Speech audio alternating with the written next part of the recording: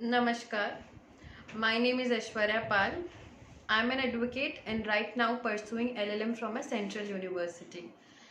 So आज का जो टॉपिक है वो है डॉक्ट्रिन ऑफ इम्पॉसिबिलिटी, असंभवता का सिद्धांत, जो रिसेंटली सुप्रीम कोर्ट ने अपने एक ऑर्डर में डिस्कस किया है। रुकिए, आप में से बहुत लोग सोच रहे होंगे कि ये वीडियो हमारे काम की नहीं है, हम इसे एग्जिट कर लेते हैं, हमें क्या करना इस लीगल इन्फॉर्मेशन से, या ये हमारी फील्ड की बात नहीं है। ये हम सब के लिए है जो अपने आप को अवेयर रखना चाहते हैं। जैसे हम न्यूज़पेपर से खुद को सोशली अवेयर रखते हैं, उसी तरह हम लीगली अवेयर रह सकते हैं इस वीडियो के माध्यम से। So let's begin our discussion. Recently honourable Allahabad high court में एक पब्लिक इंटरेस्ट लिटिगेशन यानी जनहित याचिका फाइल की गई थी, जिसमें जो केस इस प्रकार था कि एक पेशेंट संतोष यादव, जिनकी डेड बॉडी उनके परिजनों को प्राप्त नहीं हुई थी, मेरठ हॉस्पिटल अथॉरिटीज़ ने उन्हें क्रिमेट कर दिया था बिना उनके परिजनों से पूछे। इस केस का नाम था in human condition at quarantine centre and for providing better treatment to corona positive versus state of UP. Court ने डायरेक्शन कुछ ऐसे दिए थे: providing ambulance with ICU facilities in every villages, making oxygen bed available in all nursing homes, upgradation of medical colleges, hospitals in the state on an urgent basis in a time-bound manner.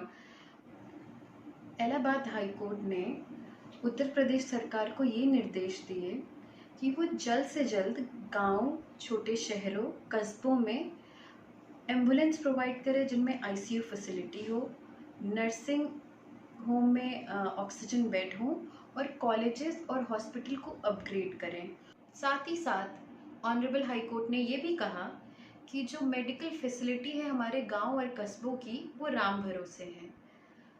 इस direction के against Uttar Pradesh सरकार ने appeal file की supreme court में, जिसका supreme court ने बाहरी से तो सराहना की, बट जो कमेंट किया इलाहाबाद हाई कोर्ट ने राम भरोसे वाला, उसकी आलोचना करते हुए कहा कि ऐसे कमेंट हमारे डॉक्टर, पैरामेडिकल जो दिन और रात काम कर रहे हैं हमारे लिए, उनके लिए बहुत ही डिमोटिवेटिंग है।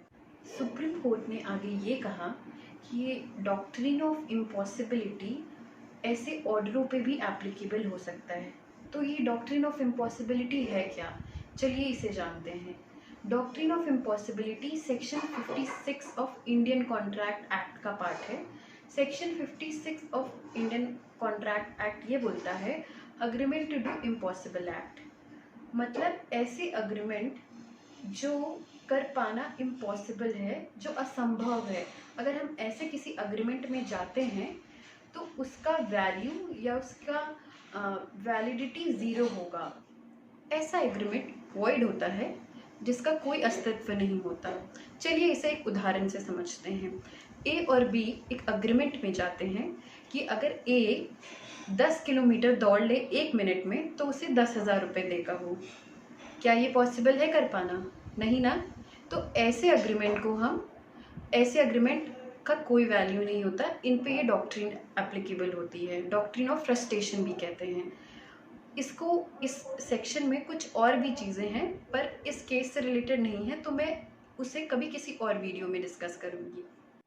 सुप्रीम कोर्ट ने ये भी कहा कि डॉक्ट्रिन ऑफ इम्पॉसिबिलिटी सिर्फ कॉन्ट्रैक्ट और एग्रीमेंट तक सीमित नहीं है, ये किसी कोर्ट के ऑर्डर पे भी अप्लाई हो सकता है, क्योंकि सुप्रीम कोर्ट के अनुसार जो ये ऑब्जर्वेशन है इलाहाबाद हाई कोर्ट का, इसे इम्प्लीमेंट कर पाना इतने कम समय में इम्पॉसिबल है। अभी फ़िलहाल इस इलाहाबाद हाई कोर्ट के डायरेक्शन पे स्टे लगा दिया गया है और सुप्रीम कोर्ट ने साथ में बोला है कि इसे आप ऑब्जर्वेशन की तरह माने, डायरेक्शन की तरह नहीं।